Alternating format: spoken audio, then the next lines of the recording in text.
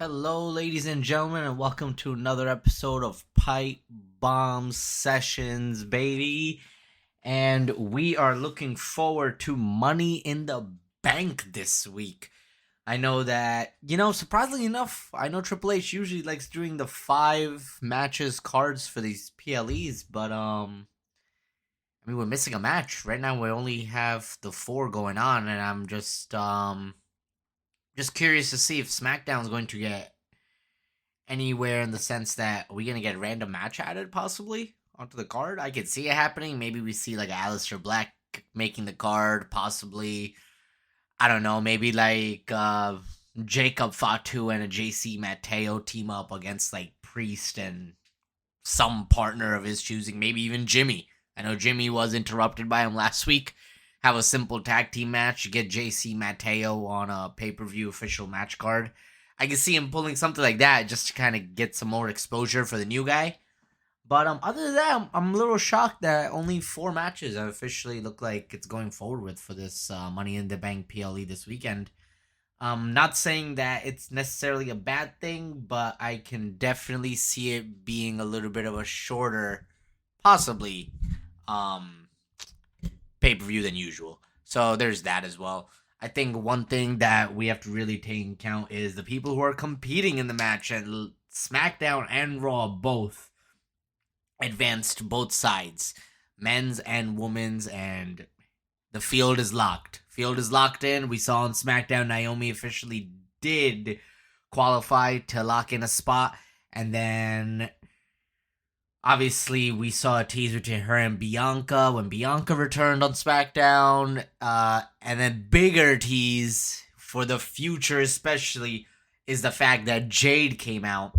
Obviously, Jade and Naomi seem like they're going to keep this up for just a little bit longer, but Jade was staring down Bianca. Bianca looked a little stressed. I don't know, man. Maybe the pieces have fallen there where Jade saw something about Bianca, hasn't revealed it yet. She's like, let me take care of Naomi first, then go to Bianca.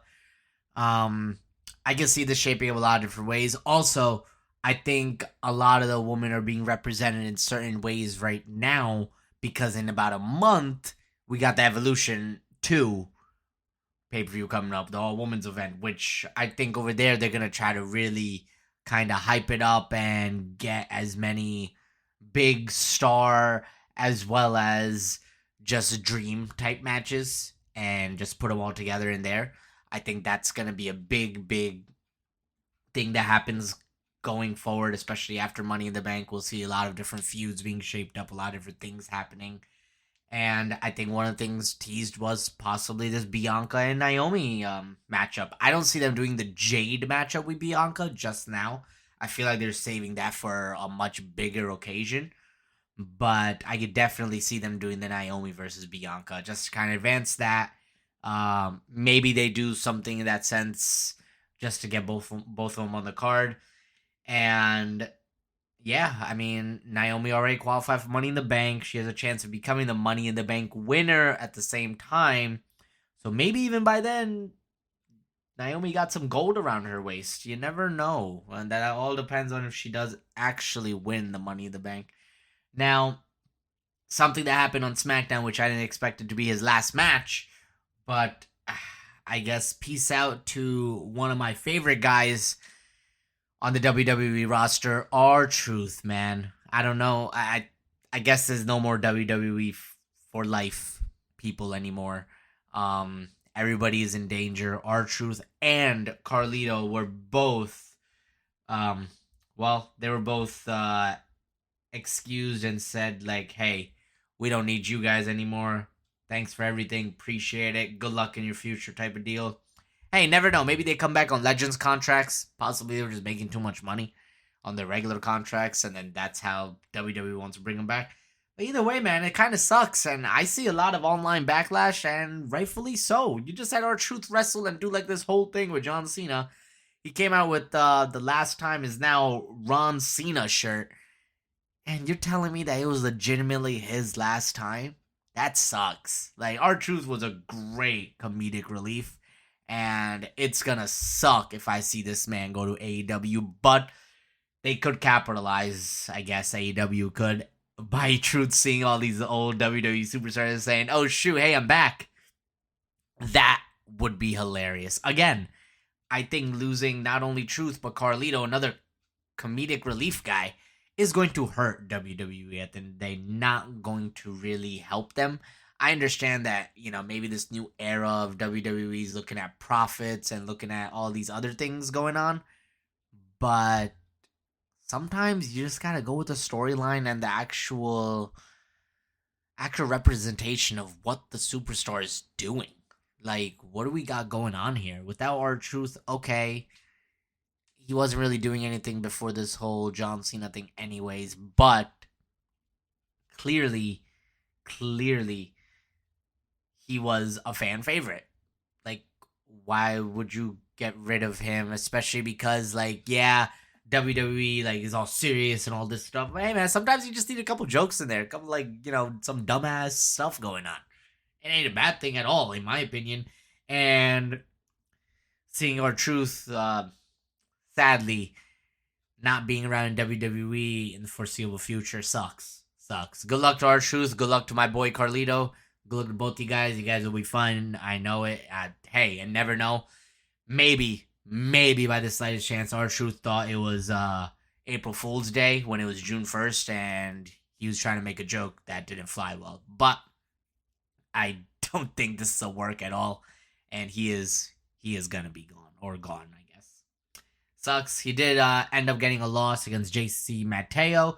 Mateo again looked good this week on SmackDown. The interesting part is that Jimmy came out, and as JC's about attacking a little bit of Jimmy, Solo tells him to back up. Like, yo, back off, dude. I'm trying to recruit again. Interesting to see that Solo is possibly trying to get Jimmy back on his side. But more interesting to see is the fact that this guy, Jimmy Uso, cannot get a break, man. I thought, at least in my opinion, that they were going to, possibly even strap a rocket to his back and kind of let him do his thing. But WWE is really hesitant with these things sometimes. They did it with his brother Jay. I get it. Yeet Mania is totally different. Like, with the hype for Jay is over the top and through the roof. But Jimmy's hype is not too far back. Like, I don't understand why WWE doesn't see it as much. Possibly because they're just honing in and really concentrating on the brother first right now. I guess that's how that works. But you got to capitalize on momentum, but more so popularity. You see this man getting pops, like, yo, if anything, give him the US title. Maybe that's where this is leading. Possibly. I thought originally Jimmy was going to get that gold around his waist, come Mania time, but he wasn't even available for the Mania freaking show and weekend. So, I don't know what to say about it. I do want to see how this is going to lead going forward, because why would Jimmy go back to Solo? Doesn't really make sense to me exactly why he would do that, but at the same time, sit back and see. I really do hope Jimmy does leave this freaking bloodline vortex, please. Let's get this man out of here. A team that did return was the Y6 when they attacked and took out pretty much like 70% of the teams on SmackDown. This week, again, these guys come out and they show up. They freaking clean house, and Uncle Howdy lets everyone know and puts them on notice that they will not be stopped until they are given what they are owed. So, I don't know what that exactly means, but I can see it being some tag team gold. Let's get this Uncle Howdy and Wyatt Six directly back engaged, and let's get them involved in some storylines, some true storylines. I don't know if the Profits are ready to lose those titles, but I mean, what's going to be the result of the Y6 attacking all these guys over and over? I don't really know for sure yet. However, I'm just a little confusing to me is all.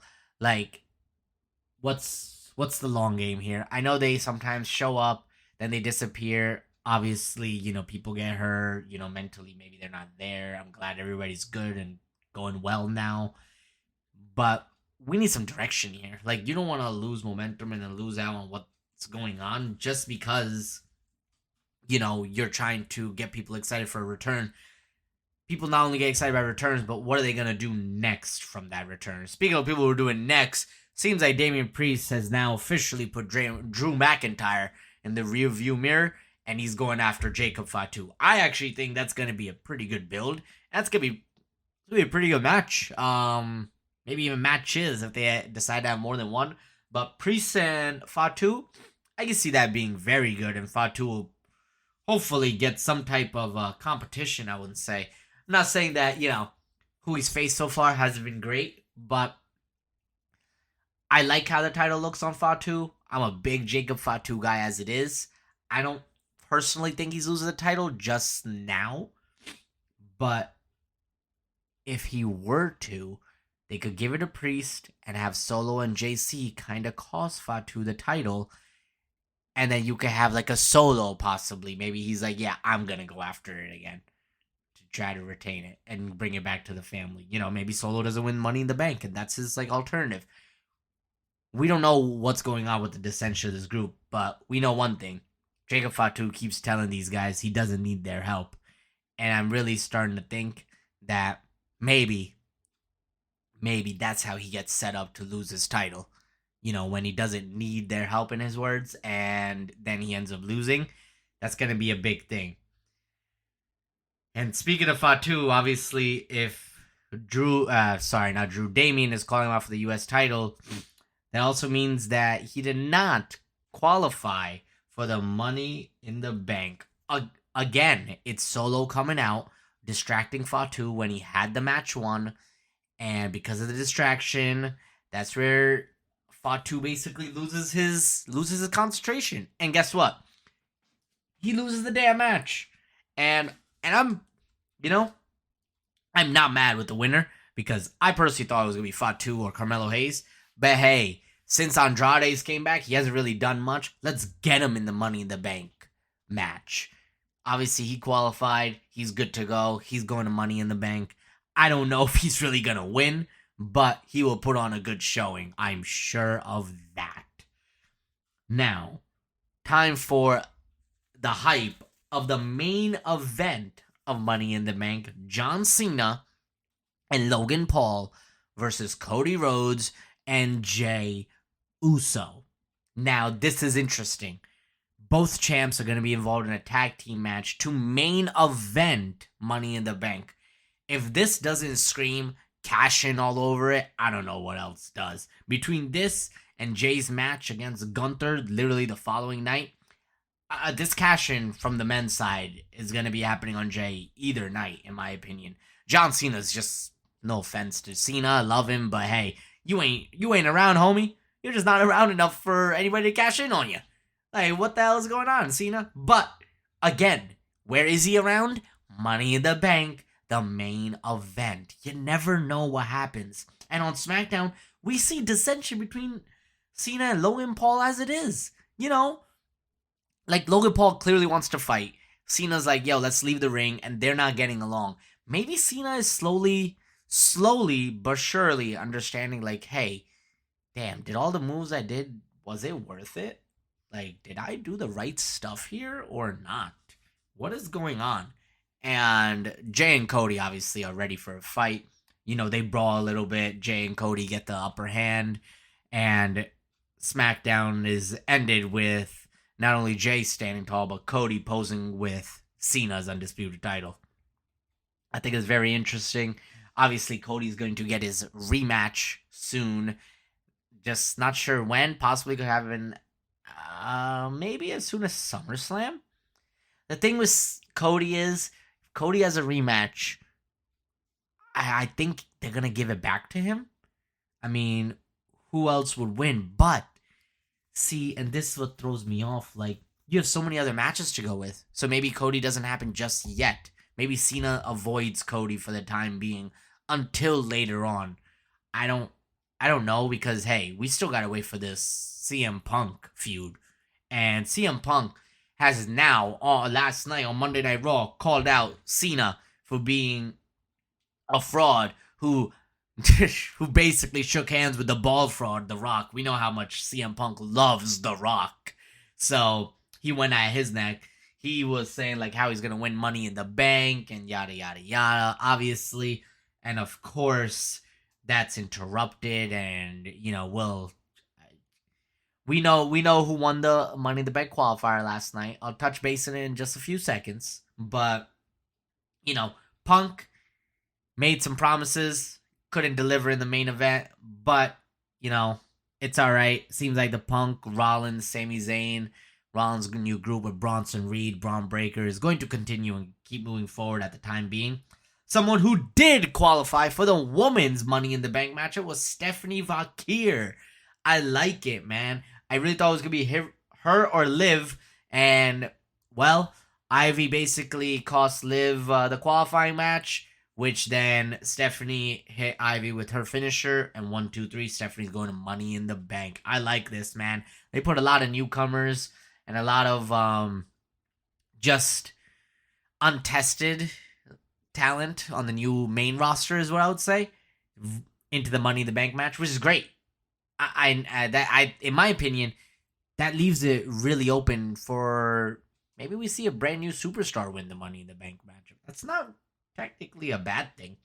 And someone who's also in it is Roxanne. Roxanne's been really working with Balor. You can tell, she helped Balor finally get a win this week. Thank goodness, at least for the Judgment Day, especially Balor. But not only that, you see Liv is suspicious of Balor backstage. He's like, yeah, I don't know how much I trust him. And he says, nah, Dirty Dom is nothing to hide, this and that. Liv's like, I'm not talking about him. I'm actually staring right through Balor. Obviously, she's talking about Balor. Seems like Dom is also a little iffy about Balor. And he comes right after in the backstage segment, says like, hey, man, my bad about last week with the chair. Balor brushes it off. Balor ain't forgetting that chair. And Balor's already against Dom as it is, so this just entices him more. And we could see this build-up definitely happen with a Liv Dom versus Balor and Roxanne, is what I'm assuming. Now, previously, I thought, the Judgment Day was going to be split in certain ways. Maybe Raquel sides with Roxanne and Finn here, but then do Dom and Liv get JD? I'm not sure if JD's really sold on the whole Roxanne being in the group situation. I'm not really sure. Again, I want to bring a shout out to the missing PS5 in the back, guys. No PlayStation, no 2K25. Man, and the guy, well, we're going to miss him and his apples. Fucking Carlito, man. Again, shout out to my man Carlito. It's alright. It is what it is, I guess. And it is what it is. Obviously, we had then I want to kind of touch base on the whole big tag team match. Bronson Reed and Braun Breaker, Seth's boys, his minions against Sami Zayn and Jey Uso. Good matchup, man. Good matchup. But of course, I was waiting. Like, where's Rollins at? Rollins comes out, interrupts. They try taking out Sami Zayn. Punk comes out to help Zayn out after that, and then he basically hits him with a couple chairs and they run off, type of deal. So that's it for that. Again, I think this whole feud is going to keep going for a little bit until either A, someone gets taken out, or B, something weird is happening. I think someone is going to join Rollins or just leave Jey Uso. And I'm going to say CM Punk's back. I still think it's Sammy. Reason being is Karrion Kross now had a promo with him backstage again this week. Kross is basically telling Sammy, like, hey, you indulge in your dark side, man, you would have been a 10-time world champ. You don't even have to worry about becoming world champ for the first time because you would be carrying the belt around. So, I feel like Sami Zayn keeps telling, like, what do you want from me? Like, that's not who I am. Stop bothering me. But Kross is reluctant, man. And I personally, everybody's liking Kross. I don't know why he didn't even get a qualifying match on Raw to get into Money in the Bank. But maybe they just didn't want to make him lose. I can only assume that's the reasoning behind it. But, again, Karrion Kross is building momentum. just from doing backstage segments. Get this man some TV time, Triple H. Let's do it, bro. Come on. Karrion Kross, he's been doing well. I loved his post WrestleMania freaking interview slash promo as it was, anyways. I thought he did a great and excellent job at it. And now, like, everybody's kind of seen him and wants to see more of him. Wants to see more of him on Raw. Like, let's do it. I don't know what you're waiting at. Who knows what it is? I know the WWE draft is coming up possibly before SummerSlam. Maybe they want to have him switch rosters. I don't know. If you're going to use him, then fine. If you're not going to use him, then I don't understand the point of it. And speaking of people getting used, El Grande Americano, a.k.a. Chad freaking Gable, I'm going to say, again. Man. So I guess all it took Chad Gable to get not only TV time and momentum, but to score wins and just make major matches was changing his gimmick. The guy's the same great wrestler that he was previously.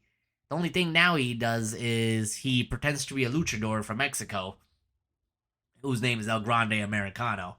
I think it's freaking hilarious. He qualified over AJ Styles and CM Punk. I mean, Punk had the match won, right? And of course, then Rollins and, Bronson Reed and Braun Breaker came out to interrupt. Jay and Sammy then come out. Jay was told by Gunther backstage, like, keep your nose in your own business. Stop getting involved in the Rollins situation. Stop getting involved like the John Cena Logan Paul situation. There's like a lot of things going on, and Gunther's like, he's gonna capitalize on him.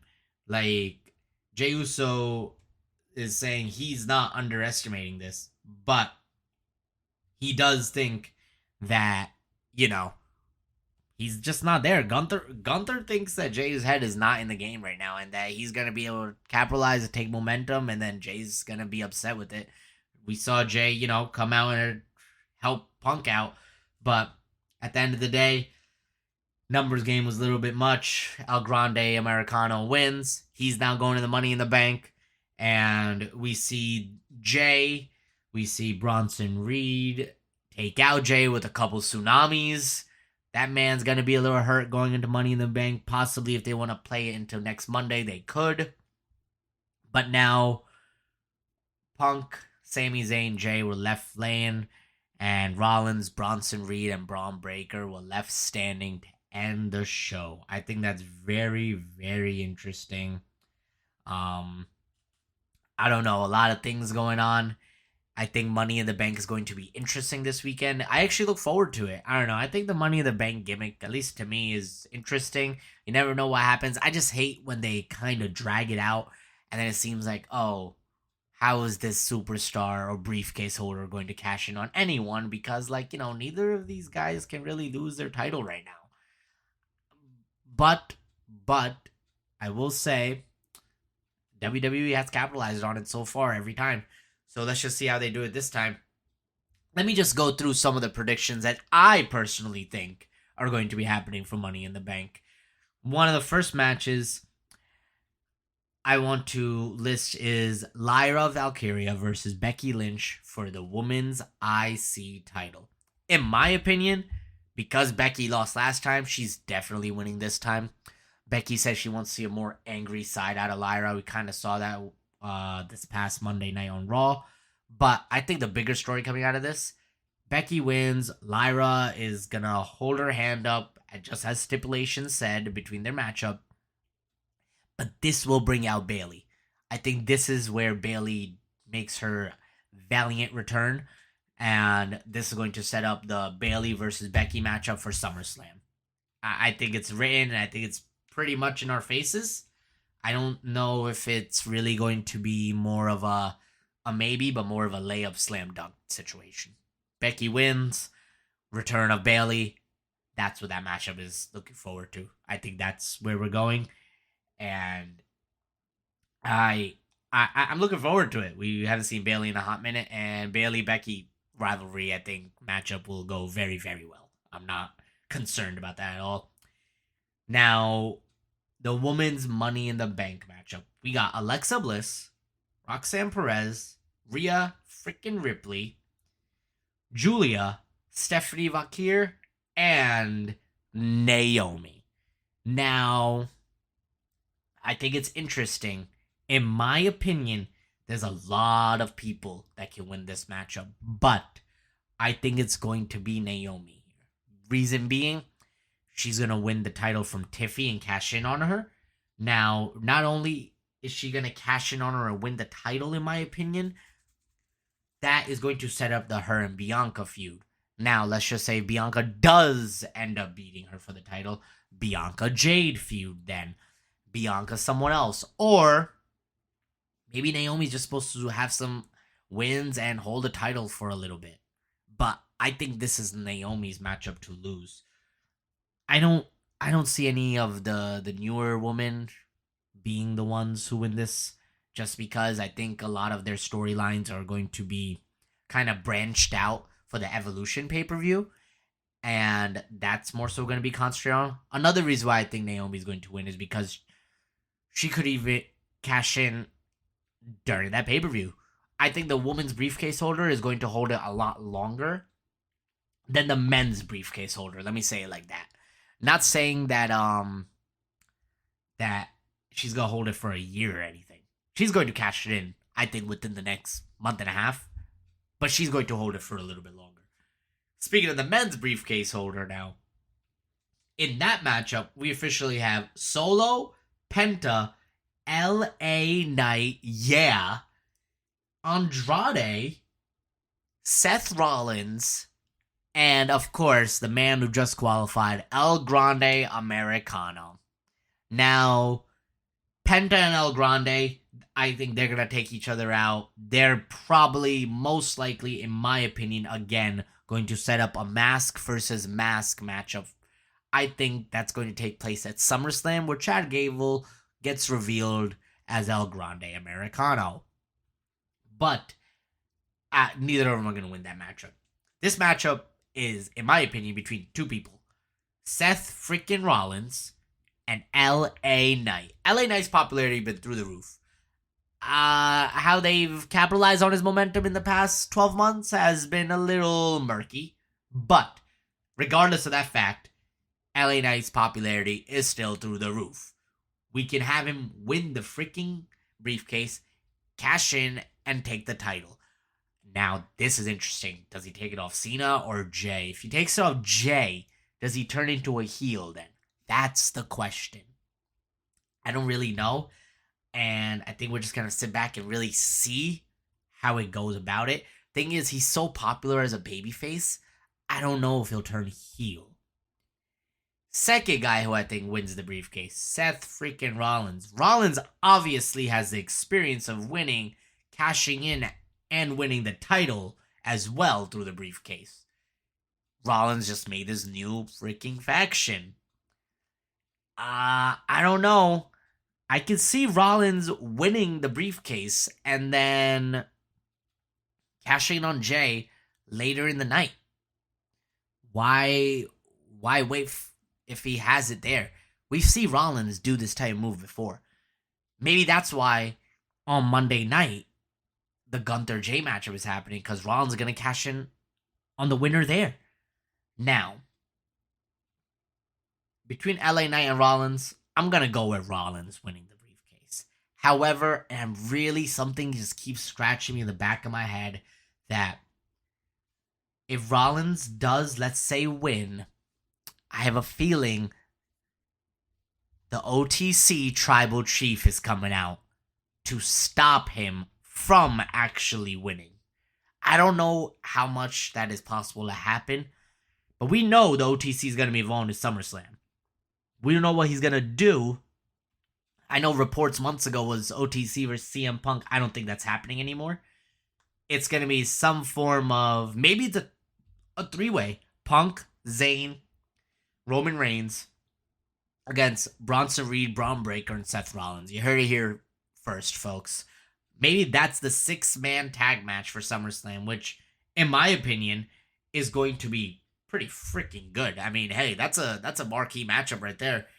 Question is, if that's the matchup happening, I don't see Rollins having the briefcase on him. They're not gonna.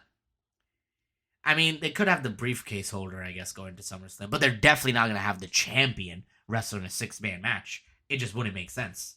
I don't see it happening. So I think Rollins will be the briefcase winner, and now time for the main event. It's gonna be John Cena and Logan Paul versus Jey Uso and Cody Rhodes. Now, in my opinion, briefcase winner has a good chance of cashing in the same exact night that they won it. We see that happen in many past Money in the Bank matches or briefcase holders where they've cashed in the very night that they've won the matchup. Not a problem with it. I don't know if Rollins is planning on doing it, but there's a reason why that tag team match is the main event, man. And there's a reason why both champions are involved in that matchup. Just in my opinion, perfect chance for briefcase holder. Between that and that Gunther matchup on Raw randomly scheduled, I don't know, man. This World Championship is changing hands, in my opinion, soon. It depends on with who. I don't see Cena being cashed in on. I don't know. Let me know your thoughts, guys. Appreciate you guys tuning in again on another episode of Pipe Bomb Sessions. And don't forget to subscribe and like. And stay tuned as always, guys. Thanks and have a good week. Enjoy Money in the Bank.